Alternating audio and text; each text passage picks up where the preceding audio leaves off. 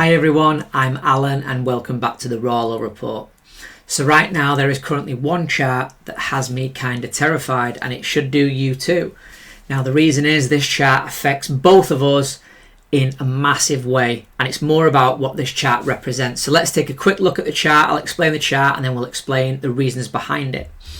So this is the current silver chart. Now silver has recently hit $50, but if we look at this chart, there's only several times that it's done this. Once was back in the 80s, and this was when two brothers known as collectively as the Hunt brothers, they created a massive silver squeeze. They were basically hoarding silver, taking loans out, hoarding silver, and deliberately trying to create this spike, which they were able to create, but it was short-lived. And then the next one is this massive EU debt crisis. We'll all remember when it looked like certain nations within the European Union were going bankrupt. This caused a massive chain reaction where it looked like entire nations could literally, their debts could spiral out of control and they could collapse. So that created the next spike. And if you look at how quickly this has risen up again, we are currently back to $50, and it is this massive spike going up here that we are concerned with. Now, what does this mean and why does it impact me and you?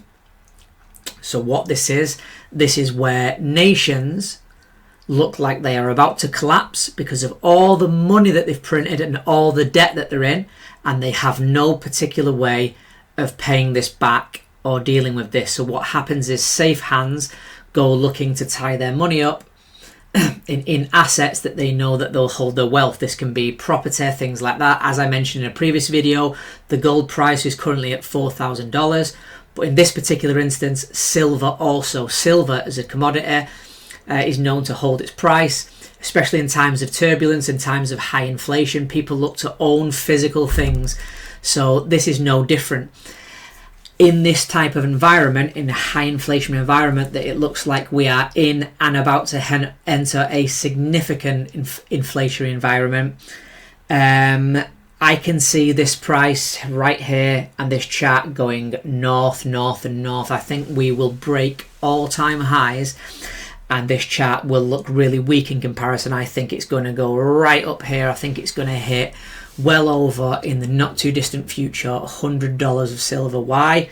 Because all central banks around the world, all they know how to do is to debase the currency.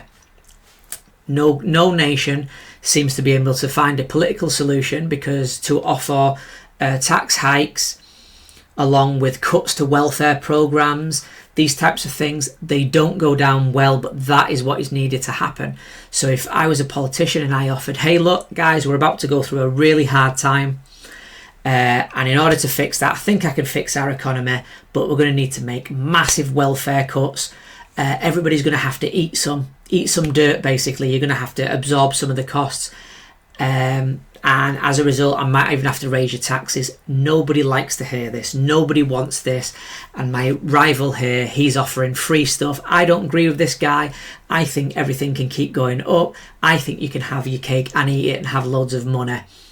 It just doesn't work. It's not a popular thing to run on. As a result, all that they have in their arsenal is the ability of central banks to print massive, phenomenal amounts of money and then spend that money into the economy. Now the problem with that is it creates inflation, but the governments aren't that bothered about inflation. They'll never tell you that to your face, but they're not actually that bothered about inflation, because it means you eat the debt. Everyday citizens, their prices of their food, their staples, their homes, everything has to go up as a result of all this money in the system.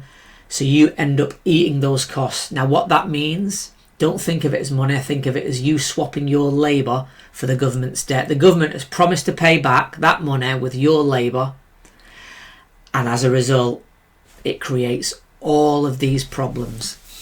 Stay tuned for this particular chart going up. I think we're in very turbulent times. I think the future unfortunately looks very risky at the minute. I wish I could bring you better news, but I'm just reporting it as I see it, guys. It looks like we are at the point of debasement where all of this now really starts to matter. You only get so much runway where you can print and print and print, and then eventually it catches up to you, and it's actually looking like the moment of reckoning here in the not too distant future. I mean, you could always point down the line and maybe pretend it's going to be decades away. I don't actually think it's that long anymore, based on some of the significant things and movements that we're seeing behind the scenes in inflation, in inflationary assets. I think that there is a crisis coming just on the horizon, and I think it's a lot sooner than we all think, guys. Thank you for watching today's video. I hope that you enjoyed it. Please subscribe to my channel, and I will see you again soon.